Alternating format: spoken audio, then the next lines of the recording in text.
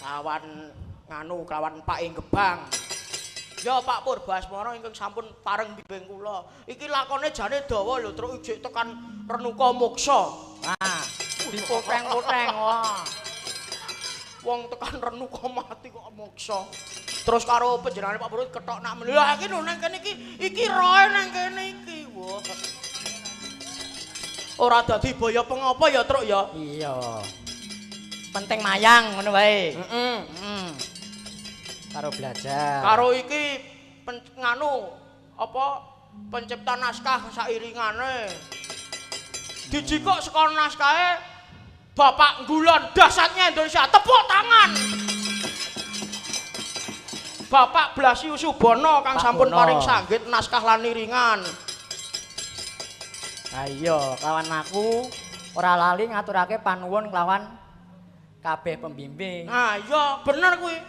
Atur panuwun karo para pradonga-pradonga iki sampun kersa nyengkuyung awake dhewe, Truk. Terus ki piye? Wis, Lagu-lagu? lagu-lagu iki. Sik. Kandhang iki mapan ning Kutha Solo ki ya visi misine Kutha Solo ditokne nang kene iki. 3 WMP. Nah, larase pelok, monggo. Wah. Monggo. Iki wis diberkahi kelawan para pepundhan-pepundhan kang ngasta, Gendar ngasta, Gambang ngasta. Wis ora iso disebutke siji-siji. Komplit ngono ya. Komplit. Nih, Ora lali karo sing ngenong, gondol engkong. Kuwi elek-elek wis ngancani awak dhewe lho, Truk. Sing ngancani nang Gebang, ayo latihan cacahan ora le. Ora elek, tertib. Oh tenan. Ambak gur ngono kuwi menungsane, anu piyayine. Samu ya. Monggo 3 WMP. Kados. 3. Ya. Monggo. Monggo. 3 WMP basis membangun kota Surakarta nan sejahtera.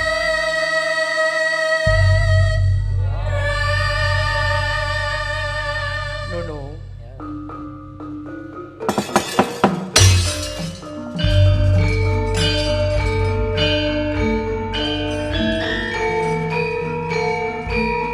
3 WMP.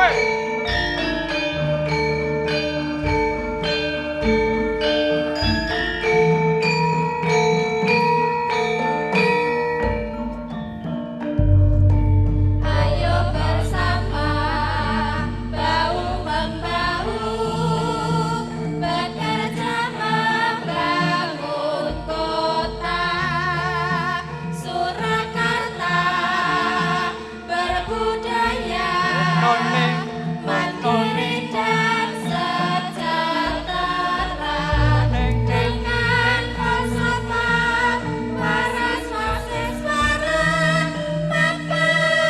mapan dan budaya gotong royong turut memiliki semangat merawat tak henti menjaga dan juga mengamankan asetnya budayanya dan modal sosialnya.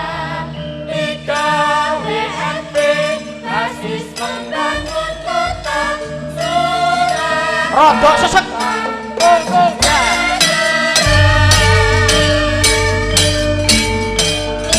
Yo, Pet. Pet. Yo, Petro saya. Yo.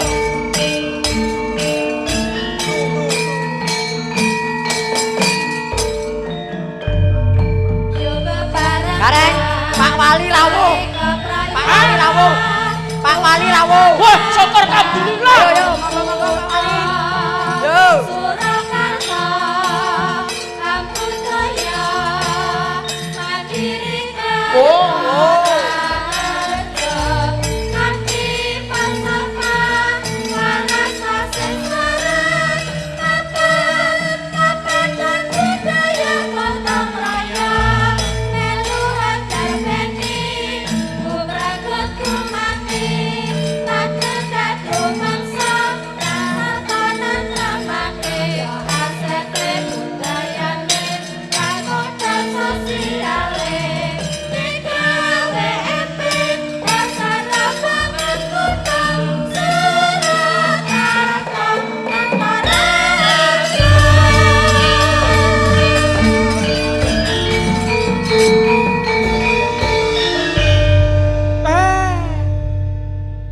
kok enek nganggo rasukan biru kae sapa to le?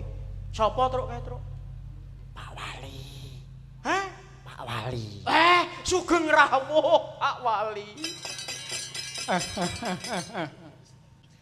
Selamat malam. Malam. Ya. Petruk, Gareng. Ya ini ada suasana wayangan. Nggih. Jangan lupa nanti malam bubar ya. Pripun? Lah niki dilit mengkas men bubar. Kalau saya itu suka wayangan. Oh ya, terima kasih Pak Wali, terima kasih. Terima kasih. Karena program 3 WMP. Nggih, pripun? Petruk tolong jelaskan. Nah, Kok mboten panjenengan piyambak ingkang menjelasaken? Kok dadak kongkonan bature. biar iki. Aku ngono ketua LPMK rumangsane. Oh, ketua LKMD. Wo, itu. LPMK. 3 WMP yaiku waras, wasis, wareg, mapan, papan. Waras mergo warga Kutha Solo iki siji wis dikei kertu karo wis dibangunke rumah sakit akeh. Oh, gek kuwi gratis yo An. Dana pemerintah. Wasis saiki ben sekolahan SD SMP kuwi diparingi gamelan. Ragate gede kuwi. Terus yo enek Kutha Solo kuwi arep musda. Mendengarkan Pak Wali rawuh. Iya. Arep musda. Wasis, wareg. Bantuan apa-apa kuwi enek. Mapan papan. Mapan. Sapa kuwi? Selak wengi iki. Mapan papane saiki mapan tidak ada tempat kumuh. Nyun ngapunten. Anak kula niku nek pun kadung ngendikan niku sok ngladrah. Oh, nggih. Iki jam pira to iki? Oh, mapan papan Pak Wali, ngapunten. Menika sampun dangu mengke kula dioyak-oyak Pol PP. Selak dioyak-oyak Satgas. Nuwun sewu. Lah menika kok gapite kok. Nah. Gule iki. Petro ayo wis lemu geguyonan. Lho. Iki jam 7 lho. Jam 7 iki. Nika mboten ngertos timing. Ayo Kakang derekno lakuku. Ayo. Ngleboni Sayembara Indrapura. Nggih Gus kula derekaken.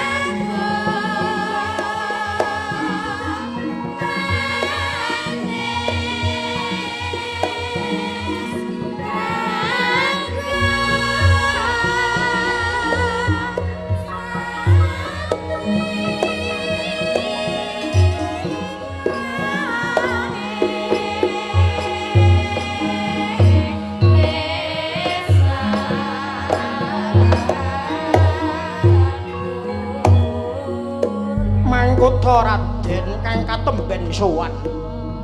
Aja mbok kira ingsun mitambuh jinaragan. Ingsun wae durung tau weruh. Ora aneh yen ingsun durung wanuh. Ngaku sapa aran mulan saka ngendi pinangkamu ngger dene sira mungkah Siti Hinggil tanpa katimbalan. Amin pasang kaliman tabri sinebatno ing ilo-ilo dunya. Dumawahing tawang tuang sinuwun menawi paduka kepareng hamiji dhateng kula lan sedherek kula tetiga wingking saking negari Kanyakawaya putra Prabu Jamadagni kula pun Partowirya. Sing mburi kuwi sapa? Menawi Sang Prabu dangu dhateng jasad kula pun Swandagni. Wah, menawa Sang Prabu dangu aku Bargawa. Lah jebul maksih tinemu waris. Jebul kulit daging dewi. Ora mokal diderekake pamonging jagat Kyai Lurah Semar. Kyai, bektiku katur Kyai. Dos napa kula kodipun senggo pamong jagat. Oh, dos menapa menawi kula nampi pangabektingipun Sang Prabu. Oh, sembah kula katur sinuwun. Iya Kyai. Lah menika Ndara kula ingkang sampun ngancik dewasa. Sampun wayahipun ngedu. Iya Kakang Semar. Iya. Wis tak tampa pangabektimu kanthi sukaning driya. Denana wigati apa sira praptana negara Indrapura kene? Wong bagus. Duh sinuwun kepareng matur kalian kalilanana kula. Kalian adi-adi kula badhe ngayunaken Sekar Cempaka Mulya ingkang mapan wonten Taman Sari Negari Indrapura. Sinuwun. Soroting pantam sumula hamadangi jroning pasarean ngenani wadana remu kalingan angan sang dyah manahengkung sumungkam guling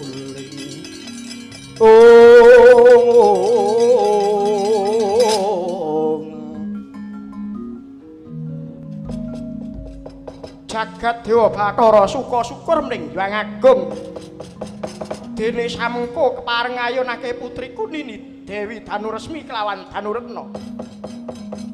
Ananging Raden, apa sira saguh nebus marang pitukane? Menawa sira lan adi-adimu bakal ngayunake Dewi Danuresmi lan Danuretna, kudu bisa mupu sayembara. Sapa sing bisa ngembari kasektene anakku Kala Parasu lan Kala Bargawa, bisa mengku putraku sakloro. Kepiye Raden? Selagine ratu saka negara Ngalengka wae tinggal glanggang colong playu.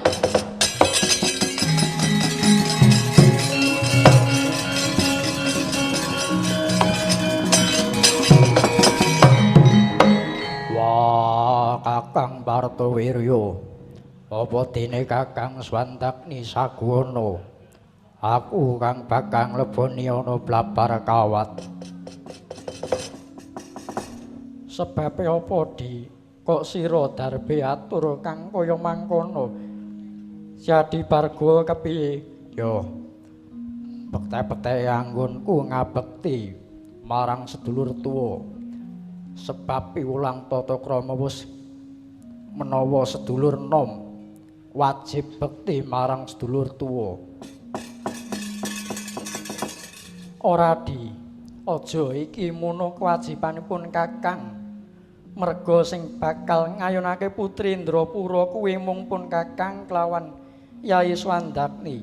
Nanging kakangku, aku ora bakal tak tegake yen kowe aku kelawan Kyai Semar bakal ngawat-awati saka kadohan Kakang.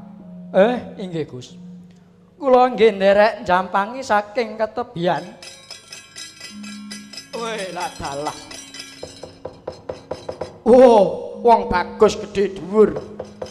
Nadyan sira tinemu ragil nanging wis mentes kang dadi pribadimu. Ya Raden, yen kaya mangkono karepmu, ndak lilani mupu sayembara. Inggih nyuwun tambahan berkat pangestu Prabu. Miat langning kalang yuanaglar.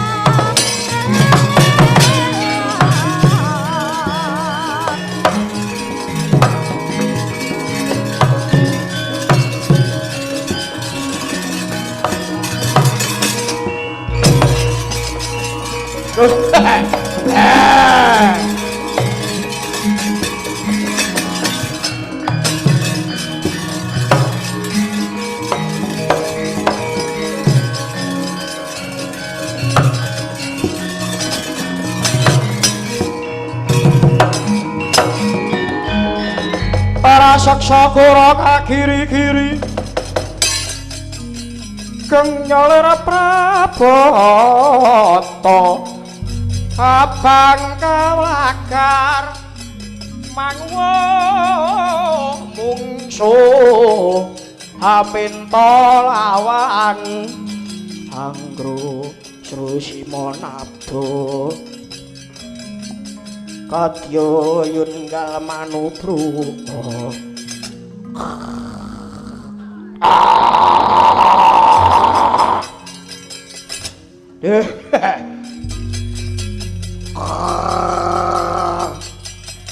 Satria bagus munggah blabar kawat.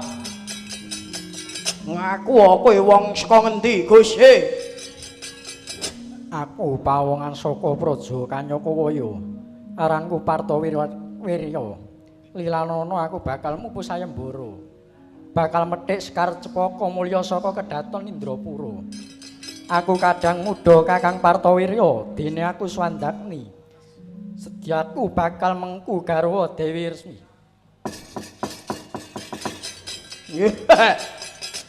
Bakune iso ngasorake kridane kakangku lan aku iso mboyong mbakyuku.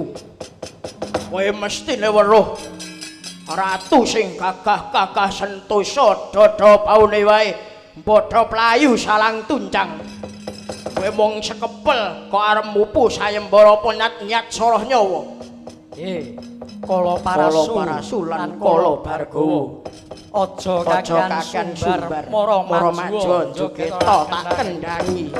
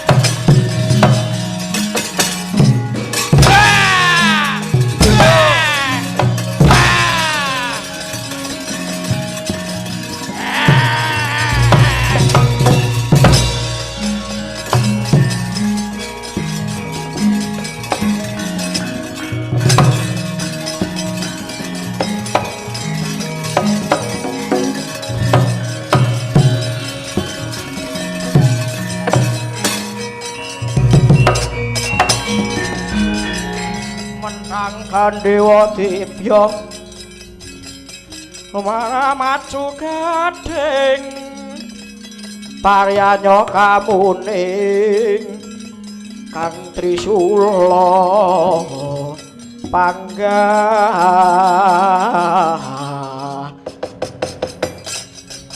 rikata pamuk nagata naratas pegat jangga nira